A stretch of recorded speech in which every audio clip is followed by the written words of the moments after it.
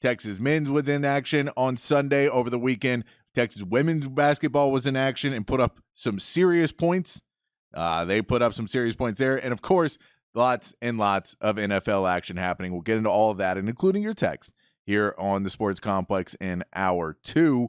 I do want to bring up the Texas women's team. If you did not hear, they were playing in the Reef division of the Classic, and I can't remember the name of the Classic, but it's if I can look it up real quick. Give me a second. Bear with me as I remember the Paradise Jam. The Paradise Jam was where I believe it's in the Bahamas, and they were playing in that tournament. They had 3 games they were scheduled to play. They handled their business. They played Arizona State. They won 84-42. Then they take on High Point. High Point, they beat 101-39. Vic Schaefer really must have been getting on him that day. And then they go on to play South Florida in day 3, 76-44, get the win there. Texas women's looking good as they continue rolling through the non-conference opponents in front of them, getting ready for some Big 12 play coming up for these Texas women's team. Texas men's team is going as well. They're playing right now. They played Wyoming on Sunday. And, you have the game against UConn where you go down and you play Madison Square Garden. You don't necessarily shoot well there. The shooting did pick up in this game. They at least shot 55% from the field, 40% from three-point land throughout the game. It was not a great shooting from three-point. They were 1 for 5 in the second half, so the shooting percentage did go down a little bit against Wyoming. They do get the win, 86-63 in this. So Texas did handle their business. They were able to get away and get the win. Caden Shedrick once again had a good game, 17 points, 7 for 10. Dylan Mitchell, 6 for 11 with 12 points. Seeing those two guys be able to continue to put up points when Dylan DeSue is out is a really good sign as well.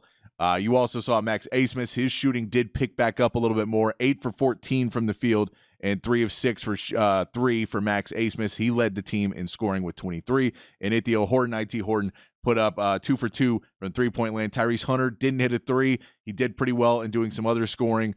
So it was a pretty balanced attack. They are finding their 8-man rotation. Once Dylan DeSue gets in, we will see how much Onyema stays playing. Chris Johnson is still getting some reps. I think they're going to try and get him, figure out where they can use him as the season goes on, because he is a good young talent, and you want to see if he starts to get it. And I think if his practice, he continues to grow in practice. He's still a freshman, so it's going to take him a little bit of time. But if he continues to grow and show that what he can play, then you may see Chris Johnson get a little bit more playing time. Kendall Weaver got in too and got in foul trouble, which means that Chris Johnson got a little bit more playing time. They did shoot 12 of 13 for free throws, which is a good sign going forward.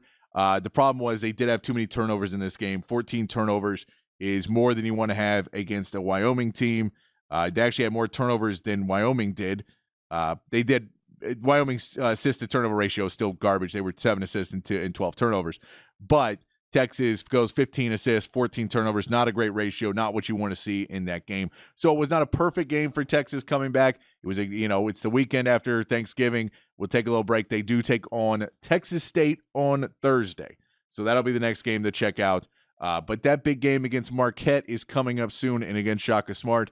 That will be their next really big test to see where they match with the big guns of college basketball before we get to Big 12 play.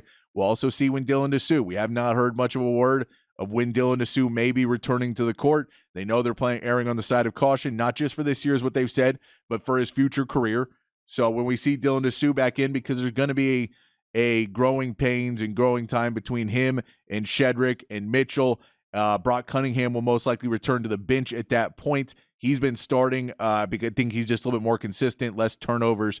Onyema brings some good energy, but you can have him bring that energy off the bench. But I think there's going to be a little bit of growing pains of Shedrick and DeSue figuring out where they fit on the court. I'm sure he's been practicing some, but has not been playing fully.